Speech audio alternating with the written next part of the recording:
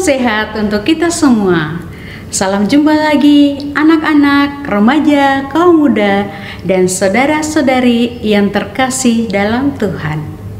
Hari ini saya akan menceritakan kisah Santa Ursula yang biasa kita peringati pestanya tanggal 21 Oktober.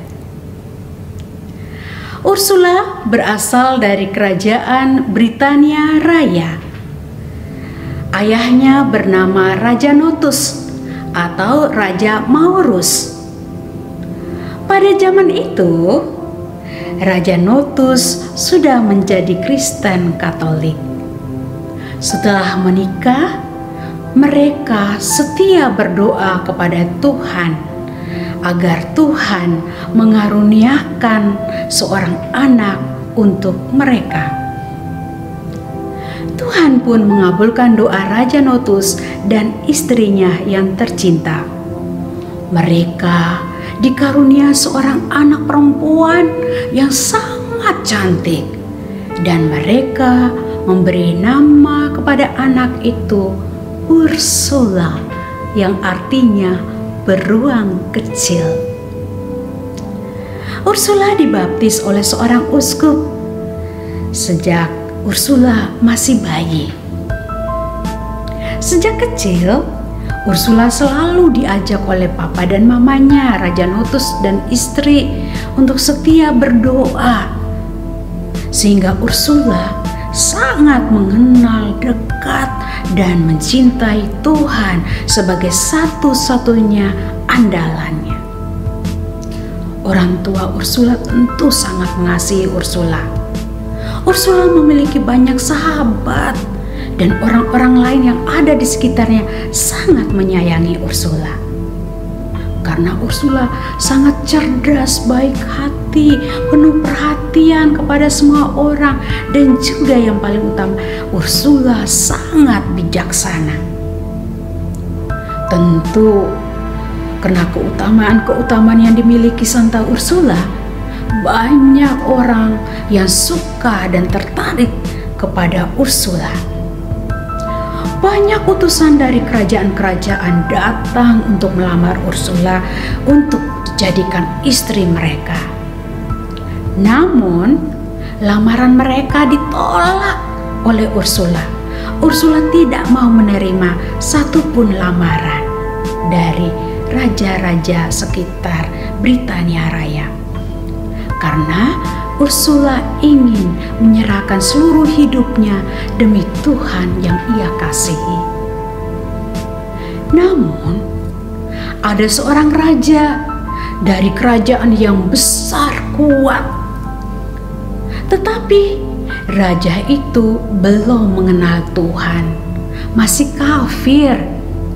Raja dan pangeran mengirim utusan kepada Raja Britania Raya untuk melamar Ursula, supaya Ursula menjadi istri dari Pangeran Eterius. Utusan tiba di kerajaan Britania Raya. Mereka bertemu dengan raja ayah Ursula, Notus, dan menyampaikan pesan dari raja mereka. Mereka datang dengan membawa banyak barang-barang berharga dan uang sebagai hadiah supaya lamaran mereka itu diterima. Utusan ini juga memberitahukan kepada Raja Britania Raya, Raja Notus, bahwa pernikahan sudah direncanakan oleh raja mereka. Wah, ayah Ursula menjadi ketakutan, bingung, galau. Ia takut terhadap serangan dari kerajaan lain yang telah ditolak.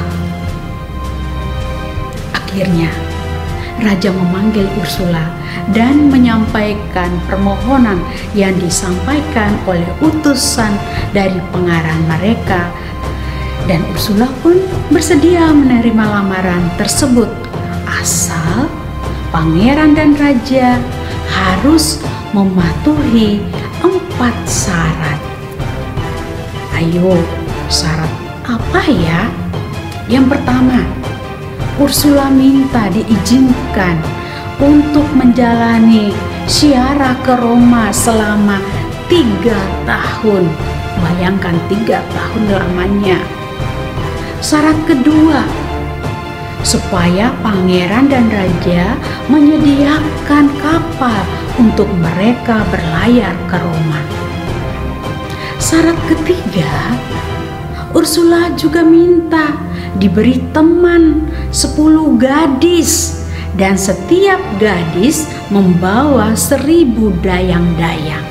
Wow, banyak banget ya. Dan syarat keempat, dia minta supaya Pangeran Eterius belajar tentang iman Katolik dan mau dibaptis jadi Katolik supaya seiman dengan Ursula. Ursula berpikir bahwa permohonannya itu atau syarat-syarat yang dia berikan itu sangat berat. Pasti mereka tidak bisa memenuhi permintaan Ursula.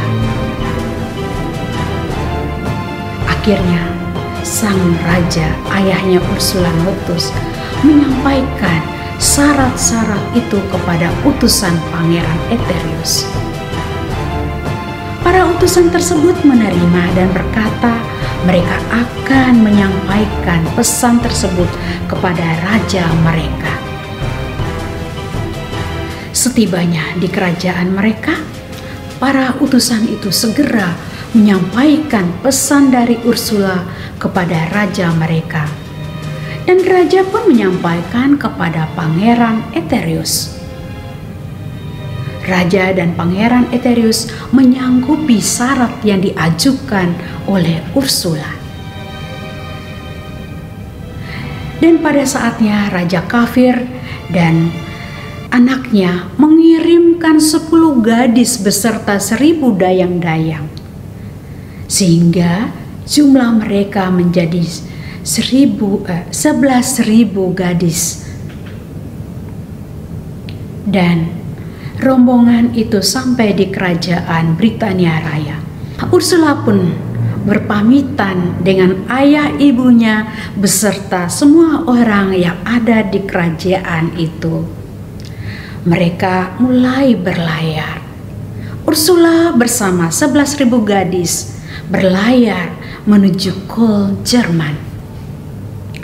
Dalam perjalanan menuju Kol, Ursula selalu menyempatkan diri untuk memberi pengarahan, peneguhan, nasihat kepada gadis-gadis itu, bahwa mereka harus selalu mengandalkan Tuhan di dalam hidup dan pelayanan mereka, bahwa Tuhan adalah satu-satunya andalan mereka. Tuhan sebagai sumber sukacita, pengharapan bagi mereka. Akhirnya Ursula dan rombongannya tiba di Kol, Jerman dengan menggunakan 11 kapal laut. Saat di Kol, Ursula mendapat mimpi. Seorang malaikat datang kepadanya dan memberitahu agar semua gadis yang ikut bersamanya itu dibaptis. Dan malaikat itu katakan bahwa mereka semua ini akan menjadi martir saat kembali ke kota Kol setelah bersiarah. Beberapa hari mereka berada di kota Kol. Akhirnya Ursula dan rombongannya melanjutkan perjalanan ke Roma melalui jalan darat dari Basel. Sesampai di Roma, Ursula bertemu dengan Paus Syriacus.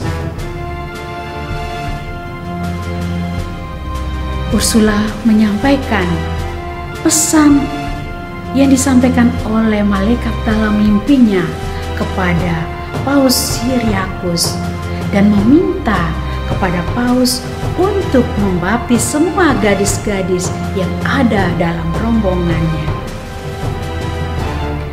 Setelah hampir tiba waktunya bagi Ursula untuk bertemu dengan tunangannya, Pangeran Eterius, Ursula berangkat dari Roma kembali ke Kol. Paus Cyriacus juga ikut mendampingi Ursula dan rombongannya ke kota Kol, Jerman. Ketika Ursula masih berada di Roma, ternyata Pangeran Eterius mempelajari iman Katolik.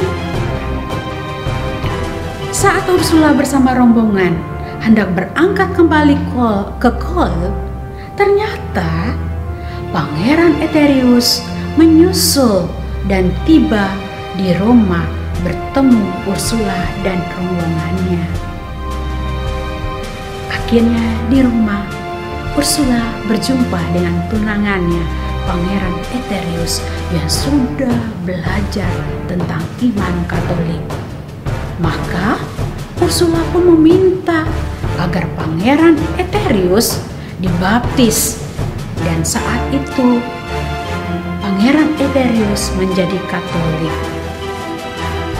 Ursula dan tunangannya, Pangeran Eterius yang sudah dibaptis itu, didampingi oleh Paus Cyriacus berangkat kembali ke kota Kol, Jerman. Mereka berangkat bersama-sama dengan rombongannya.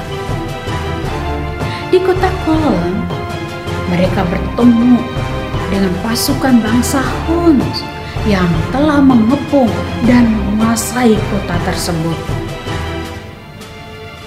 Pangeran Eterius dan seluruh rombongan Ursula dibunuh oleh pasukan bangsa Huns.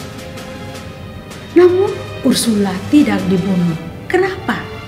Karena pemimpin pasukan Huns itu ingin menjadikan Ursula sebagai istrinya. Tetapi Ursula menolak karena ia sudah menyerahkan hidupnya untuk Yesus Kristus.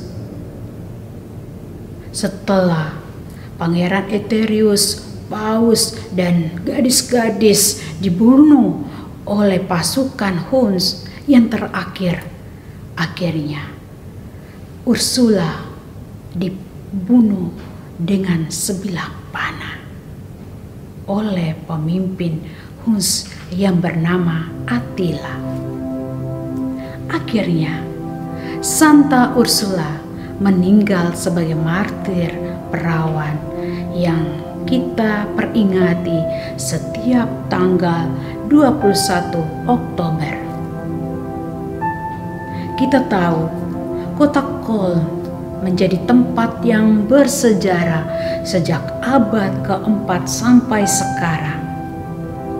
Dan di kota Kol sendiri mengagungkan Santa Ursula sebagai pelindung kotanya. Dan kita pun mengandalkan Santa Ursula sebagai pelindung sekolah, juga sebagai pelindung Ordo Santa Ursula yang didirikan oleh Santa Angela Merici. Sekian kisah Santa Ursula. Santa Ursula, doakanlah kami anak-anakmu. Amin. Terima kasih. Tuhan memberkati.